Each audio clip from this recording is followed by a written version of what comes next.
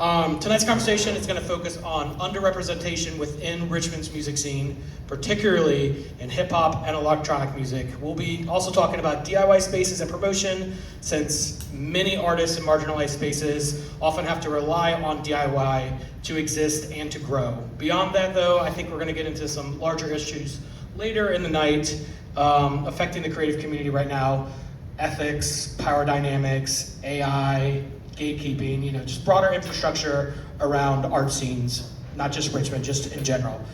When you look at the amount of recorded music coming out of the city every week, every month, every year, about 2/3 of it is hip hop, from hip hop artists. It's the most popular streaming genre in the city, in the state, I think on the East Coast too, I could be wrong. And that's by every available metric streaming wise. Yet when you look at the concert calendars across Richmond, it's less than 10%. So there's an obvious imbalance there too. With electronic music, the numbers can even be smaller when it comes to live music. But the disparity between recorded output and live, it's not, you can't really quantify it as easily as hip hop stuff. Partly because, electronic revolves around DJs, producers, collectives, hyper performances that don't fit neatly into a spreadsheet, if you will. But despite how active and influential those communities are, they still remain heavily underrepresented in many of the city's larger venues and institutional spaces. Honey Dog, I wanted to start with you. As someone who not only makes electronic music, but also helps run a booking collective, what does accessibility look like right now for electronic music fans in Richmond? Well, right now I'd say it's purely venue access. There's a lot of venues that when they think of electronic music, they think of like the popular culture idea of rave music, which is a highly appropriated thing.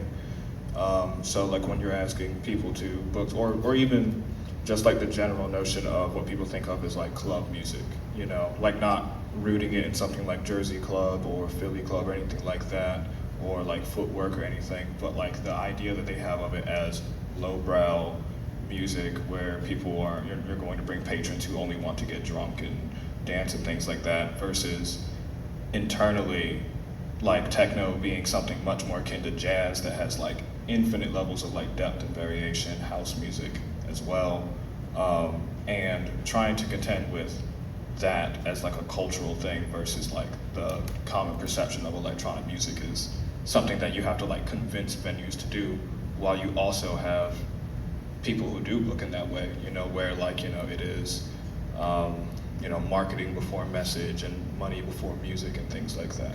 So right now it's, opening venues' eyes to that, techno and dance music, especially like black dance music, can be something more than what people perceive. So what's resonating with what she's saying versus what you've experienced or what you're frustrated with? For me, what I've been seeing over this last year, it's the exact same thing. I think for me, because what we are doing is very new, I think as of recently, I just kind of have learned to just accept what it is right now. And sometimes that's not the best thing, but like, if you're trying to build something, it's a long game, you know what I mean? So like, for us, we've been at Hot for Pizza, and thankfully we've been able to like set up shop there and create a home. But like she said, like building inside out, like I in my head, I want to build a venue that's strictly for producers and what we do, but like it's so political out here. There's so much you have to do. Like if I wanted to go buy a building right now, and make that happen, there's so much you have to do. And that's the difficult part, especially as an artist first, because it's about the art, but you have to, the entertainment comes back to the entertainment, and then it comes back to finances and things of that sort. But lately, like when I first said, it's just accepting kind of what it is. And for me, I've just been kind of like figuring out and paying attention to what's going on, especially for a producer's event. That's not a popular thing, It's either you're an artist or a producer, and then those producers don't really get the shine. You don't really talk about the producers, So I'm still, to be honest, trying to figure it out. But there are a lot of grievances at the same time as an artist. And kind of piggybacking off what we talked about, a lot of hip hop artists in town, they do just end up getting funneled onto, mixed genre bills or before an audience that's not really there for a hip hop show, which can be good in the right context or in sparing, but it becomes a problem when effectively that's the only option that you have. But there's also stricter guidelines, I think, placed on hip hop shows by venues and promoters. I know multiple spaces in town that have language built in the contracts, the booking contracts that you sign, that might say like additional security can be added at the venue's discretion, but you have to pay for it. It comes out of your check, not the venue's check, your check, and it's their discretion.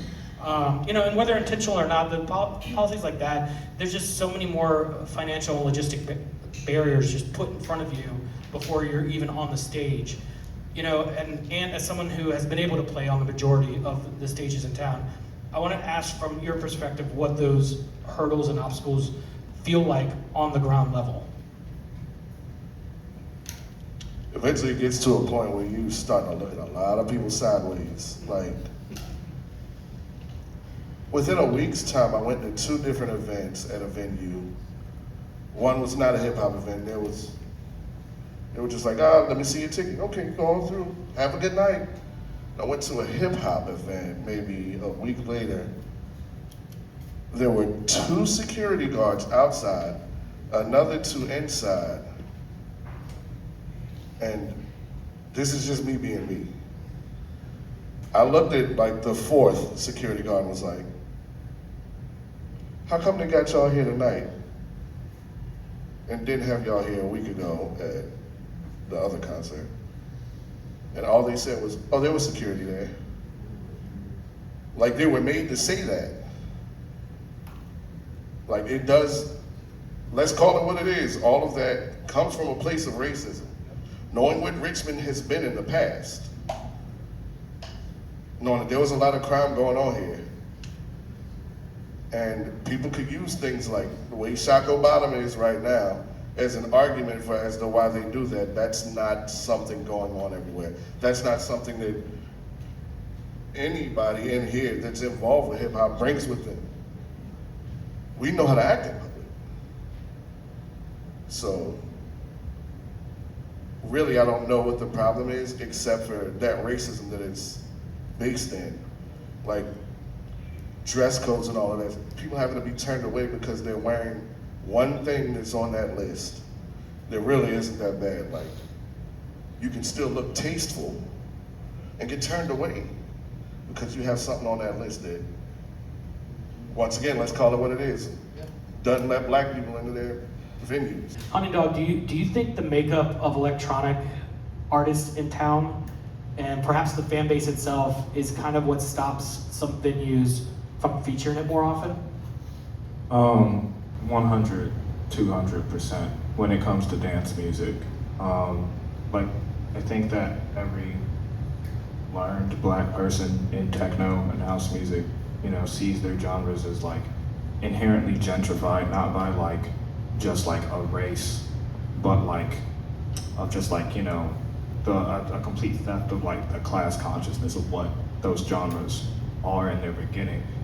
Like the fact that when most people think about electronic music and they do say they have to even question in America, is there that they know that there is underrepresentation from black people in genres made by black people is the thing. It's a thing where when you look at a venue, one of the questions from like a black performer or a DJ or someone like inundated with like the roots of their genre usually is, why do they persist on booking white people to play black music? Like legitimately.